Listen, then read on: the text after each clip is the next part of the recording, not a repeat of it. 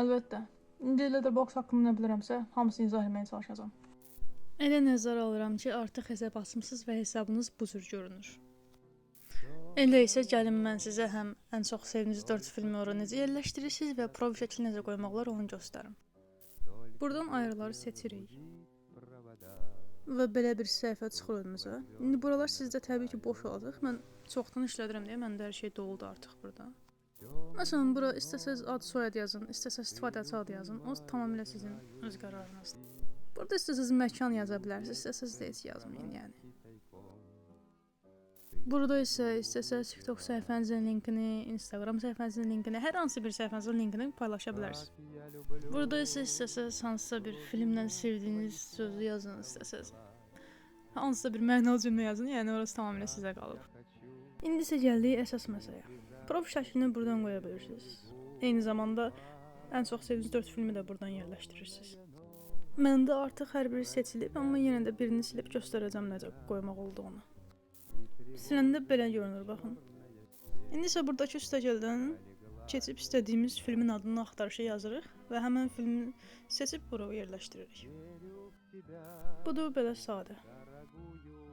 İndi isə gələk profil şəklinə. Baxın, bu yazıdan keçirik başqa səhifəyə və oradan istədiyimiz şəkli yükləyə bilirik. Rahatdır, çox sadədir. İndi isə izlədiyiniz filmi necə qeyd etmək olur onu göstərim. Baxın, buradan gəlirik axtarış bölməsinə. İstədiyimiz filmin adını yazırıq.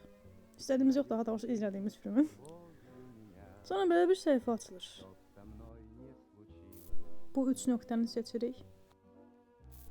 Və belə bir şey açılır. Buradan isə bunu seçirik.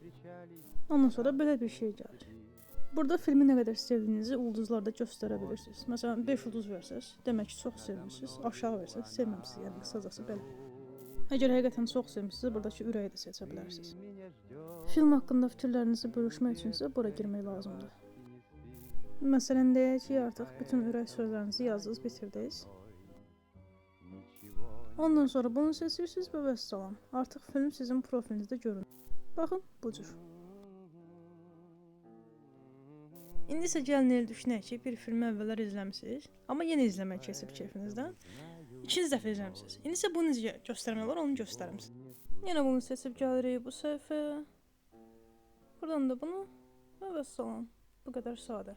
Baxın, yanında balaca bir ox şəkli oldu. Bu deməkdir ki, yenidən izlədiyiniz filmdir. İndi isə siyahı necə yaratmaq olar, onu göstərim. Gəlirik buradan list bölməsinə. Buradan üstəgəli seçib.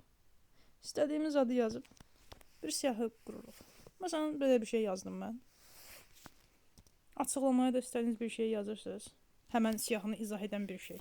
Buradan isə bunu seçib istədiyiniz filmləri əlavə edə bilirsiniz artıq rahatlıqla.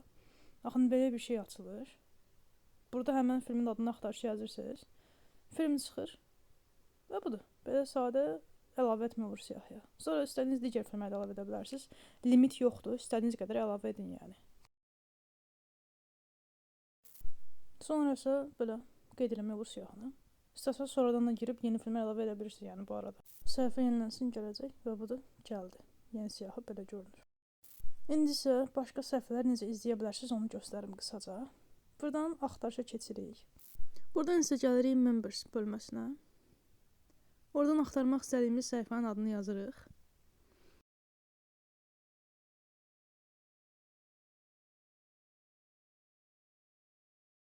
Və budur, səhifə gəlir. Rahatlıqla izləyə bilirsiniz istədiyiniz səhifələri. Belə asan. Bu isə demək olar ki, mənim Letterboxd'un ən çox sevdiyim bir xüsusiyyətidir. Bir filmdə iştirak edən bütün aktyorların və bütün texniki heyətin burada səhifəsi olur. Və oradan onların bütün filmlərini görə bilirsiniz.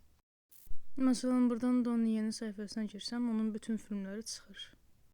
Sadəcə aktyorluq etdiyi filmlər deyil, rejissor olduğu filmlər də çıxır, prodüser olduğu filmlər də. Çox qəşəng xüsusiyyətdir bu məncə. Bir də ki, belə bir şey var. Bunu aktiv eləyəndə sizin izlədiyiniz filmlərin posteri və solğun olur. İzləməlikləriniz isə normal olaraq qalır və beləcə daha yaxşı görürsünüz ki, hansını izləmişsiniz, hansı qalıb. Bu da əla xüsusiyyətdir. Həm də yuxarıda neçə faiz izlədiyiniz də görünür. Film haqqında deyən insanların yazdıqları da burada olur. Ən aşağı hissədə. Mənə elə gəlir ki, artıq bütün önəmli şeyləri izah elədim. Amma yenə də hansısa bir sualınız olsa, şərhlərdə yazıb soruşa bilərsiniz. Və Letterboxddan məni izləməyi unutmayın. Kim izləsə mütləq geri dönüş eləyirəm.